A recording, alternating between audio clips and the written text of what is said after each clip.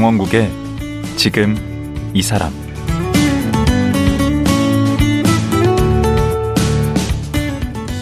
안녕하세요. 강원국입니다. 올해로 한국과 중국이 수교한 지 30년이 됐습니다.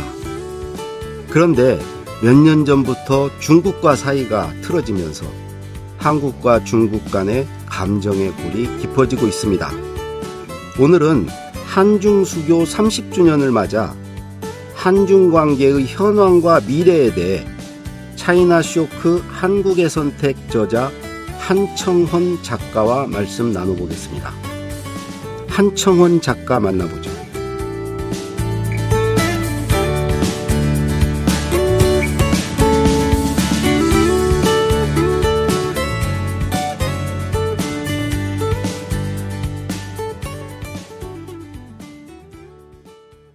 한청헌 작가님 나오셨습니다. 안녕하세요. 네, 안녕하십니까. 이름이 좀 특이하세요. 청자, 헌자, 헌칠하다 할 때 헌이죠? 예, 맞습니다. 정확히는 빛날 헌이고요. 예. 큰아버지께서 지어주셨는데 매우 유니크하다는 반응을 항상 많이 주변으로부터 받았습니다. 예, 이게 중국 이름 같아요. 예, 그래서 중국 발음으로 제 이름을 부르면 좋다. 이름이 되게 좋다. 어떤 뜻이에요? 중국으로 하면? 뜻은 당연히 같죠. 한자니까. 그러니까 푸를 청의 빛날 헌이고 중국 발음으로 하면 한칭쉔 해가지고 중국에서는 좋은 발음, 듣기 좋은 이름이다. 그렇게 좀 많이 이런 얘기를 들었습니다. 네. 최근에 그 차이나 쇼크 한국의 선택이란 책도 쓰셨어요? 예, 맞습니다. 예, 이 책도 굉장히 인기던데, 네. 어느 쪽에 관심을 갖고 계신 건가요? 제가 이 책을 쓴 어떤 좀 그 관점이라고 해야 하나? 어떤 시각은 보통의 한국의 일반인들, 보통의 일상을 사는 한국 사람들이 중국에 대해서 현재 이미 겪고 있는 어떤 쇼크들, 그리고 향후에 겪을 수 있는 그 쇼크를 일반인들이 피부에 와닿고 또 쉽게 이해할 수 있는 그런 관점에서 쓴 서적입니다. 그래서 대중서라고 해주시면 더 맞을 것 같습니다. 언제부터 이렇게 중국에 관심을 갖기 시작하신 거죠? 관심을 가진 거는 중학생 때였던 것 같습니다. 그때 이제 그 김용 그 문학 소설 많은 사랑을 받았죠. 당시에 특히 제 윗 연배 분들이 잘 아실 겁니다.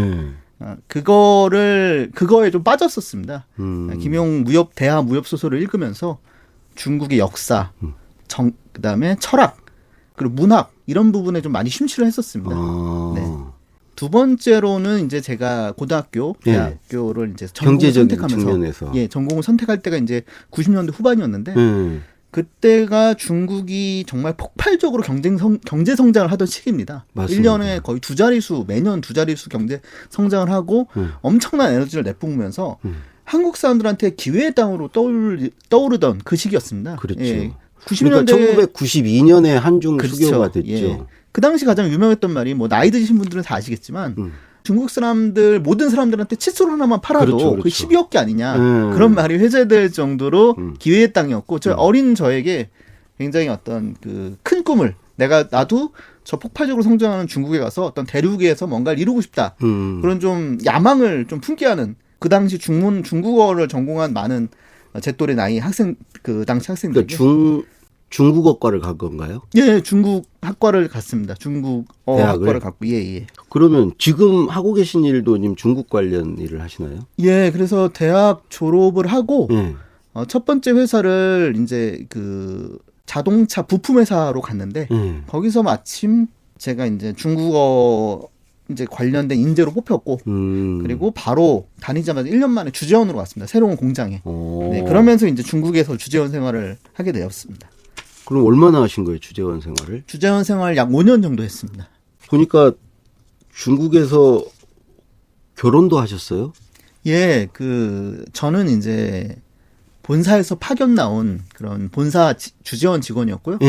당시 와이프는 이제 현지 공장에서 채용된 현지 직원이었습니다. 중국인. 예. 그래서 사내 커플인 거죠, 일종의. 예. 그래서 당시 이제 제가 이제 채용 담당도 했는데 그때 면접 왔던 직원들 중 뭐 약간 좀 부끄러운 말이지만 가장 미모가 가장 월등한 그리고 직접 역시 뽑으시고 결혼까지 네네, 입사 후에도 뭐 그 회사에서 가장 미모가 최고 수준이다라고 뭐 저는 그렇게 생각했습니다. 그래서 아마 데이트 신청하고 연애도 하고 그리고 결혼까지 해서 첫 애를 또 중국에서 낳았습니다. 네네. 이렇게 미모를 몇 번씩이나 강조를 지금 하고 뵙고 싶네. 아니 그 당시 이제 기억을 떠올리다 보니까 아무래도 뭐 그건 이제 주관적이겠죠. 그런 주관적 기억이 떠올라서 네. 저같이 이렇게 좀 뭐 중국 잘 모르는 사람 이런 사람인지도 대부분이잖아요. 네 맞습니다. 이제 그런 우리 같은 사람들이 이게 중국에 대해서 네네. 오해한다고 그럴까? 잘못 알고 있는 것들이 있다면 뭐 어떤 게 있을까요? 중국에 대해서 사실 지금 현재 한국 사람들이 가장 불편하고 예. 중국에 대해서 불편하고 반갑을 갖는 게 예. 어떤 그 한국 역사에 대한 침탈, 한국 뭐 역사와 동북공정. 문화를 동북공정도 동북공정. 포함되어 있고 그리고 뭐 최근에 김치, 한복 이런 게 뭐 자기 거다라고 우기면서 그런 한국 문화의 고유성을 공격하는 그런 행위들에 대해서 저는 특히 우리 세대, 우리 제 밑에 세대, 20, 30대들이 가장 민감하게 받아들이고 있거든요. 그래서 그게 어떻게 보면 반중 감정을 더 불태우고 있는 그런 형국인데 사실 중국에 제가 이제 가서 일반적인 중국 사람들을 만나면 그런 어떤 한국에 대해서 굉장히 극단적 민족주의로 한국을 공격하는 그런 사람들은 정말 극소수입니다. 중국에서도. 정말 우리나라에서도 악플러들이 사실 조사해 보면은 뭐 0. 몇 %밖에 안 된다고 하지 않습니까? 실제 전체 댓글 쓰는 사람들 중에. 그것처럼 중국에서도 그런 정도로 온라인에서 극단적으로 어떤 한국 문화에 대해서 공격하고 그리고 뭐 한국에 대해서 그런 어떤 여러 가지 어떤 그런 말도 안 되는 주장을 하는 그런 사람들은 중국에서도 일반적인 여론의 어떤 관심과 지지를 받고 받는 그런 거는 아닙니다. 네. 우리가 아무래도 좀 그런 극단적 성향 의견들이 한국 사람들의 또 감정을 고조시키다 보니까 너무 좀 부각되는 것이지 않나. 그런 소음들이 너무 크게. 그래서 그런 부분들 중국의 극소수의 극단적 여론이나 주장들이 한국에서는 중국의 다수 여론인 것처럼 비춰지는 게 아마 좀 잠깐 가장 큰 오해이지 않나 생각이 듭니다. 그 우리나라에 대한 관심은 많이 있는 거죠? 예, 많이 있습니다. 많이 있고요. 좀 이제 변천 바뀌었다고 봐야죠. 과거에는 한국이 한수위다. 우리보다 위다. 그리고 한국을 배워야 한다. 어떤 존경스러운 관점, 그리고 좀 동경의 관점으로 많이 봤다면, 지금 현재는 좀 많이 바뀌었죠. 그런 관점은 많이 좀 없어졌죠. 이제는 뭐 해볼만 하답니까? 아니면 좀 아래로 보는 겁니까? 우리도 이제 많이 한국 수준으로 왔다. 그리고 이제는 우리의 상대는 한국이 아니다. 이제는 미국이다? 우리는 미국이 상대고, 한국은 이제 체급이 안 된다, 우리한테.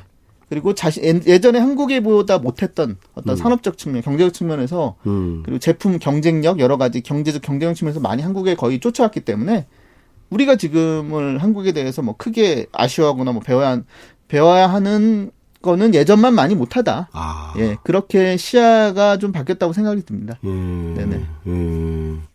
우리가 중국을 보는 시각은 많이 좀 바뀐 것 같아요. 특히 젊은 층 중심으로. 그 한한령 사태가 결정적이었죠. 한한령 사태 이후에, 그 사드 배치에 따른 한한령 조치 이후에 중국을 기회의 땅이 아닌 리스크 관리 차원의 대상으로 보기 시작을 했죠. 일단 기업들부터 그렇게 보기 시작을 했고, 그리고 또 한 가지는 시진핑 정권이 들어서면서 중화 민족주의를 많이 강조합니다. 중국몽도 그렇고. 뭐 중국몽. 그렇죠. 그리고 전 세계적으로 중국의 위상을 높이겠다. 뭐 1대1로. 네, 뭐 1대1로도 하고, 더 이상 우리가 미국이나 서방의 어떤 그런 조언이나 어떤 지시 같은 걸 안 듣는다. 우리도 우리 목소리를 낼 거고, 그리고 주변 국가들도 거기에 마땅히 중국의 영향력을 인정해라라고 나오다 보니 중국의 전체적인 사회 분위기도 어떤 민족주의적 열망을 표출하는 식으로 많이 바뀐 거죠. 일반적인 특히 온라인을 중심으로.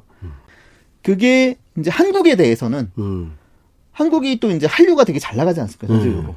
이게 약간 열등감이 더 플러스되면서 전 세계적으로 인기가 있는 한국 문화는 사실 중국이 받아야 하는 존중인데 너네가 우리 문화를 훔쳐서 그 관심과 사랑을 너네가 대신 받고 있다 한국이. 그런 식으로 왜곡되게 좀 생각을 하면서 중국이 그런 광적인 온라인의 그런 광적인 민족주의적 그 여론들이 세력들이 그러면서 이제 한국에 대해서 이제 시비를 거는 거죠. 그런 식의 어떤 그런 시비와 공격에 대해서 한국의 젊은 세대, 특히 MZ 세대를 중심으로 굉장히 불쾌하게 생각을 한 거죠. 특히 이제 그 엔터테인먼트 쪽에서 또 한중 간에 또 충돌이 많았거든요. 아이돌 그룹이라든지 아이돌 그룹의 중국 멤버, 그리고 대만 멤버, 그리고 그런 한국이 만든 드라마라든지 영화에 대해서 또 중국이 또 시비를 걸고 대중문화라는 게 사실 한국에서도 MZ 세대들이 가장 많이 보고 관심 있어 하지 않습니까? 그쵸. 그런 공격을 가만히 자시하지 않고 똑같이 이제 같이 공격을 한 거죠. 그러면서 어떤 이제 기업이라든지 중장년층은 리스크 관점으로 보게 됐고 젊은 층들은 그런 어떤 중국의 말도 안 되는 시비와 공격들을 반격을 하면서 또 감정이 골이 깊어진 거고 그러면서 이제 반중 감정이 더 심해지지 않았나. 그 굴기란 말을 자꾸 많이 쓰던데 그 굴기가 무슨 뜻이에요? 굴기가 이제 중국식 한자 용어인데 일어서다라는 그러니까 사전적인 의미는 일어서다인데 그게 다 굴기를 붙이세요. 네네. 그 중국에서 많이 쓰던 말이다 보니까 부상 정도로 해석하면 좋을 것 같습니다. 그 중화 제국의 부상, 중국의 부상, 중국 굴기, 네. 그리고 중국 반도체의 부상, 네, 그 떠오름, 그 라이징. 반도체도 굴기 그렇게 다 쓰더라고요. 맞습니다. 자신들이 이제 그 굴기란 용어를 통해서 자신들의 위상과 위신을 되찾겠다. 사실은 예전에 그 중화 제국이 있었죠. 그런데 이제 현대사에서 잠깐 수모를 겪었는데 이제 과거로 돌아가겠다는 얘기네. 과거의 맞습니다. 영광을 회복하겠다. 이게 이제 방금 말씀하신 우리 작가님이 방금 말씀하신 그 점이 제가 이제 제 책의 1장 1부에 나오는 그런 전체 역사의 거시적 맥락에서 본 차이나 쇼크인데 제가 그걸 좀 지금 설명을 드리면 우리가 사람도 최근에 있었던 일이 생생하지 않습니까? 그렇죠. 네. 대부분의 한국인들한테 가장 그 생생한 역사적 아픔과 침략의 경우는 그쵸. 일제 강점기고 그리고 또 뭐 덧붙이자면 이제 한국 전쟁, 6.25 그렇죠. 전쟁이 있다 보니까 그때 이제 중공군이 있었고 그렇죠. 그 더로 가면은 다 중국 침략이었죠. 그렇죠. 맞습니다. 그 점입니다. 당나라 침략하고 수나라 침략하고 맞습니다. 그 점이 제가 1장 1부에 쓴 건데 우리가 어떤 생생한 기억 때문에 항상 일본이 어떤 가장 안보적 위협이라고 생각을 이런 식으로 좀 의식을 하게 되죠. 그렇죠. 당연한 거죠. 가장 가까운 기억이 가장 생생하니까. 그런데 일본이 한반도에 가장 안보적 위협이 된 거는 몇백 년밖에 안 됩니다. 길게 잡아도 임진왜란 정도부터겠죠. 그런데 그렇게 해양 세력이 한반도에 위협이 된 거는 유럽에서 산업혁명이라든지 어떤 여러 가지 어떤 무기혁명이 발생을 하면서 해양 세력이 굴기를 한 거죠. 유럽에서. 그러면서 그렇죠. 그 일본이 그 힘을 받아서 일본으로 대표된 해양 세력이 한반도에 침략을 하면서 한국인들한테 큰 트라우마를 남겼지만 그 전에는 대륙 그렇죠. 세력이었다. 맞습니다. 처음부터 그 고조선 자체가 멸망한 건 한무제죠. 한나라고. 당나라 그리고 고구려 백제 다 당나라한테 멸망했고 고려가 전쟁을 외부 침입 받은 건 전부 다 금나라, 요나라, 금나라. 중국이다, 이거죠. 그리고 몽골한테 40년 동안 완전 전국토 숙세밭이 발생을 하면서 심지어 거의 준 식민지가 됐었죠. 네, 준 속국이 됐었고. 사실은 그 대륙 세력의 어떤 위험이라는 것은 잠재돼 있었다는 얘기시네. 맞습니다. 그 우리가 잠깐 지금 잊고 있었던 거고. 저는 그게 디폴트라고 보거든요. 디폴트였고. 그리고 조선이 사실 임진왜란이 가장 큰 전쟁이지만 조선한테 있어서 가장 큰 역사적 치욕은 삼전도의 굴욕이죠. 청나라한테 받은 전쟁이 그 굴욕이지 않습니까? 그런 어떤 역사적 잠재적 위기 요인이 그럼 지금 현재화되고 있다라고 저는 보시는 거네요. 예, 맞습니다. 차이나 쇼크가 우리에게 잠시 동안 잊었지만 원래 항상 디폴트 상태.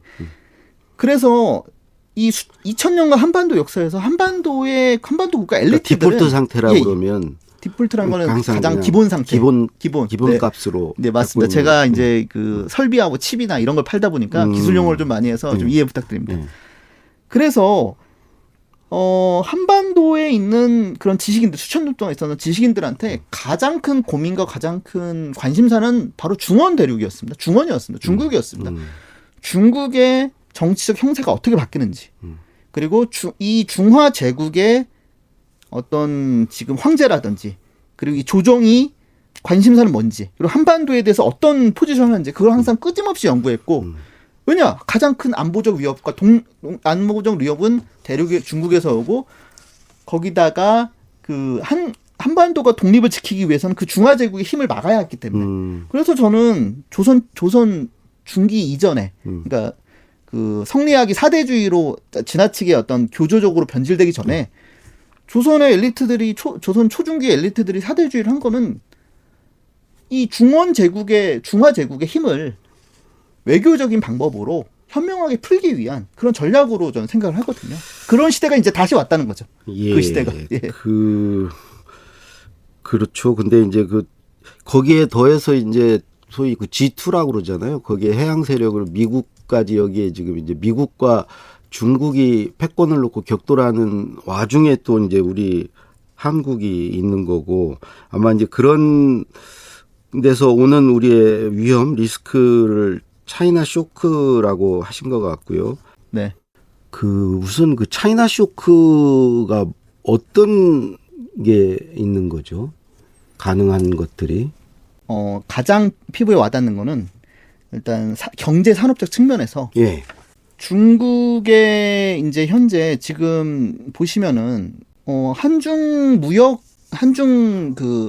수교 이래로 적자가 지금 몇 달째 계속됐다고 그러던데. 맞습니다. 지금 현재 한국이 4개월인가 5개월 연속 적자인데 거기에 가장 큰 요인이 중국에 대해서 적자가 나고 있다는 겁니다. 그러니까요. 원래는 한국은 중국에서의 무역에서 오는 막대한 흑자로 전체 무역 수지를 흑자로 항상 유지를 해왔습니다. 그랬죠. 네네.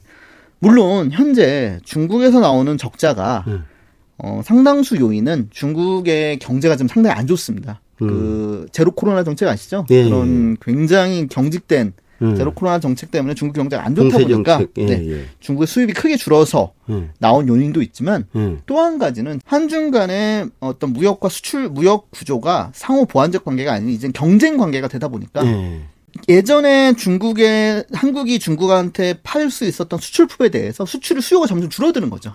대표적인 게 스마트폰 아니에요? 예, 맞습니다. 스마트폰이 최근에 그런 것도 아니고 이미 2000년대 초반, 2010년대 초반부터 급추락했습니다. 갤럭시의 시장 점유율이. 그때부터 계속 내려간 겁니다. 그건 한한령 전부터 그랬던 겁니다. 그건 중국 제품이 다 그 자리를 차지했네. 예.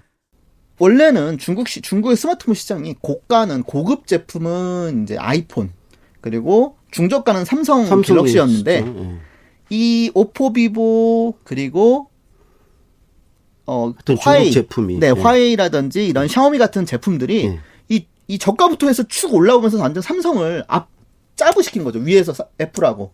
그러니까 중저가를 샌드위치가 됐네. 예, 샌드위치를 하면서 삼성을 완전 존재감이 없는 그런 상태로 만들어 버린 거죠. 근데 그걸로 끝이 아니라 문제는 광대한 내수 시장을 통해서 품질과 제품 경쟁력, 그리고 거기다가 한국 제품이 없는 어떤 가성비까지 갖춘 중국의 스마트폰들이 전 세계로 진출을 해서 다른 나라에서도 갤럭시의 점유율을 뺏어온다는 거죠. 그게 더 큰 문제입니다. 잠식하고 있다. 네네. 근데 스마트폰만이 아니고 배터리 시장도 그렇다면서요. 배터리 같은 경우는 한한령 전에 사드 배치 때문에 한한령 전만 하더라도 한국의 배터리 3사, SK, 삼성, 그다음 LG가 다 중국에 공장을 지었습니다. 공장을 다 짓고 중국에서 제대로 배터리 사업 해보자 했는데 한한령 때 중국에서 대부분의 제재 조치가 중국 산업에 피해가 없는 그런 엔터테인먼트나 소비재였는데 관광 같은. 근데 유일하게 제조업 분야에서 제재 조치에 들어간 게 바로 2차 전지 배터리입니다.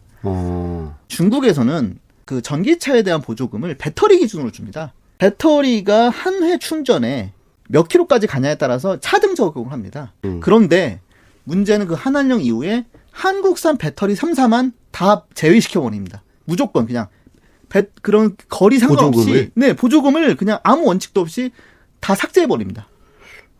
그러면서 중국산 전기차 회사뿐만 아니라 중국에 진출한 외국 기업들도 한국산 배터리를 쓸 수가 없는 거예요. 못 쓰는 거죠. 경쟁력 없으니까 그런 보조금을 못 받으면. 그 정도로 우리가 사실 엄청나게 당했습니다. 부당하게. 굉장히 부당하게.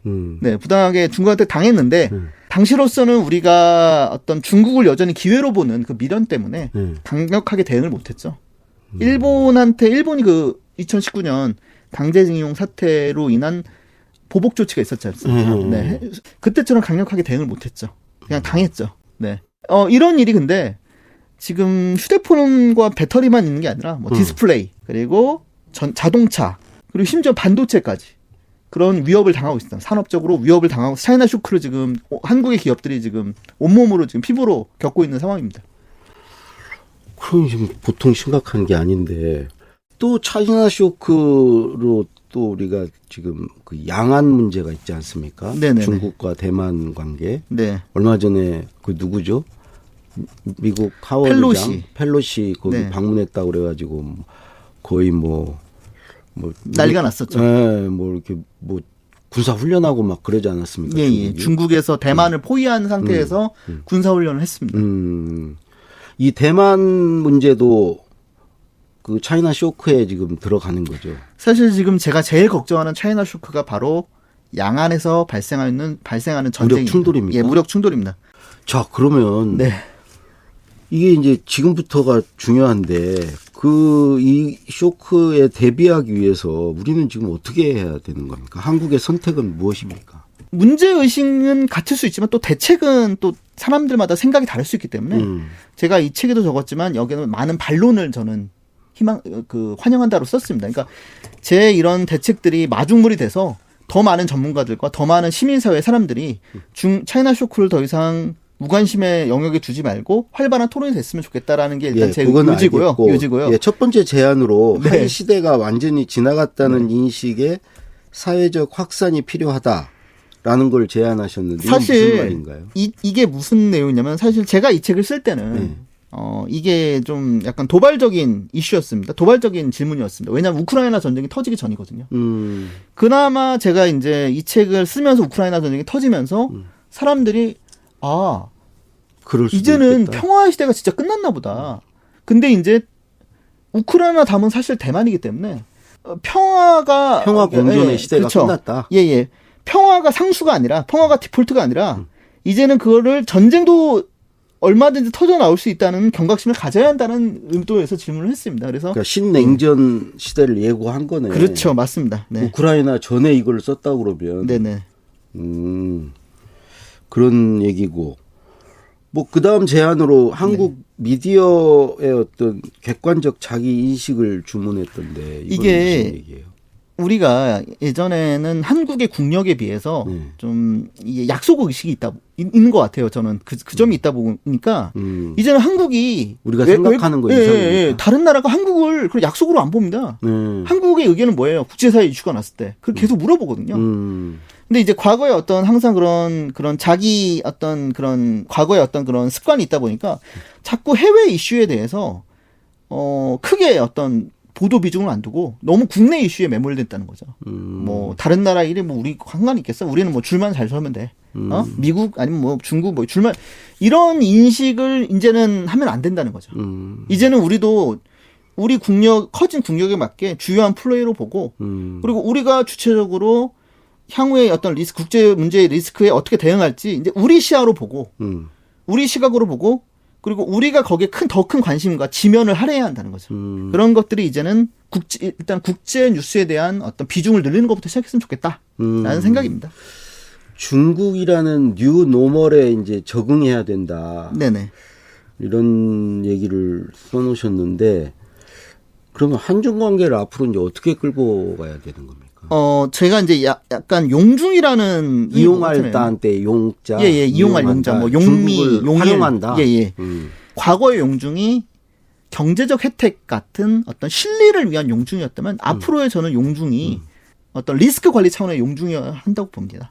예, 리스크 관리 차원에서. 그리고 뭐 예를 들어서 우리가 이제 계속 치포 같은 사태가 일회성이 아니라 치포 동맹 같은 어떤 우리가 중간에 난처하게 낀 사태가 일회성이 아니고 계속 발생할 거라고 보거든요. 미국은 점점 중국 옥죄일 거고 중국은 계속 우리한테 거기 하지 말라고 할 것이고 미국이 현재 어떤 뭐 많은 어떤 국제 기구들을 만들어서 반중 동맹의 어떤 그런 플랫폼을 만들어서 중국에 압박을 하고 있죠. 한국이 이제 이 중국에 대한 과정에 있어서 우리가 중국에 대해서 우리는 현재 어떤 미국이 하는 이런 어떤 그런 플랫폼들에 가입을 할 수밖에 없는 난처한 상황이고, 그렇죠. 하지만 우리가 중국 너네와 어떤 정면 대결을 한다거나 어떤 거기에 그 최전선에 가서 너희가 갈등을 격화시킬 그런 건 아니야. 그러니까 일단은 정말 결정적인 순간, 예를 들어서 아까 제가 말씀드린 어떤 대만 해협에 있어서 미중 간의 전면전 같은 그런 결정 상황 전까지는 우리가 중국을 리스크 관리 차원에서 중국과의 최대한 전면적 충돌은 피하자는 거죠. 네네. 중국도 사실 그럴 여력이 안 되고. 양다리 걸치자는 얘기네요. 양다리라기는 좀 양다리하고는 약간 좀 다릅니다. 많은 가정 네. 속에서 나오는 얘기니까. 가정입니다. 맞습니다. 가정. 제가 서두에 말씀드렸지 않습니까? 이건 단지 제 의견이고 전 반론을 환영한다고. 네. 그리고 마지막으로 제가 한 가지 하고 싶은 말인데 지금 할 거야 아니면 이따가 할까요? 말씀하시죠. 사실 직장인 생활이라는 게 좀 건조해지기 쉽습니다. 네. 뭐 일상 루틴이 너무 지속되다 보니까 좀 지루하고 좀 몸이 건조해지기가 쉬운데, 저처럼 다른 취미가 있다면 용기를 내서 책이라든지 이런 컨텐츠를 만드는데 그런 덕후분들, 평범한 직장인이면서 덕후인 분들이 제 책에 대해서 좀 용기를 가져서 많은 컨텐츠를 만드는 그런 각자 자기가 관심 있는 분야에서 그렇죠. 예, 맞습니다. 그런 부분들에 대해서 제 책이 조금의 용기가 됐으면 그런 실행을 옮기는데 알겠습니다. 좋겠다라는 생각입니다. 네. 오늘 말씀 고맙습니다. 저도 감사드립니다. 차이나 쇼크 한국의 선택의 저자 한청헌 작가였습니다.